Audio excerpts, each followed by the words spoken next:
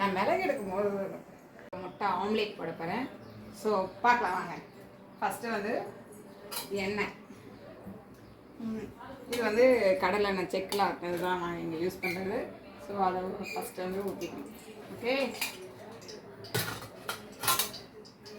Next வந்து கொஞ்சம் வெங்காயம், பச்சை மிளகா இதெல்லாம் நறுக்கி போட்டு வச்சுக்கணும். அது தனியாக வதக்கிட்டு அதில் கொட்டிட்டுலாம் பண்ணதுன்னா வேலை ஜாஸ்தி. ஸோ இதை எப்படி போடணும், கொஞ்சம் ஸ்லோ பண்ணிக்கலாம். லைட்டாக வெங்காயத்தை இப்படி வதக்கிக்கணும். இதை வந்து வெங்காயத்தை நல்லா வதக்கிட்டு முட்டையை உடச்சி ஊற்றிடணும். ஓகே, லைட்டாக ஒரு உப்பு, நாங்கள் வந்து இந்து உப்பு தான் யூஸ் பண்ணுறோம். ஸோ இந்து உப்பு லைட்டாக.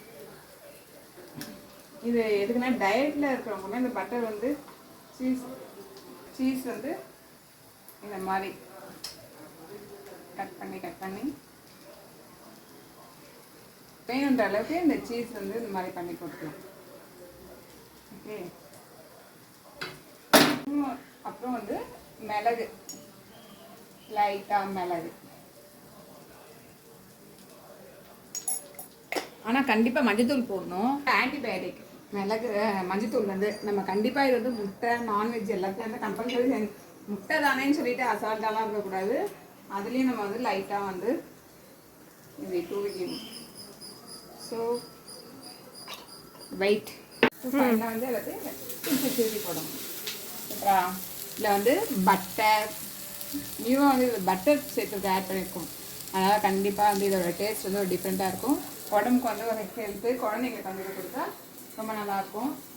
விரும்பி கொஞ்சம் அந்த டேஸ்ட் கொஞ்சம் சேஞ்ச் ஆகிருக்கிறதுனால நல்லா சாப்பிடுவோம்.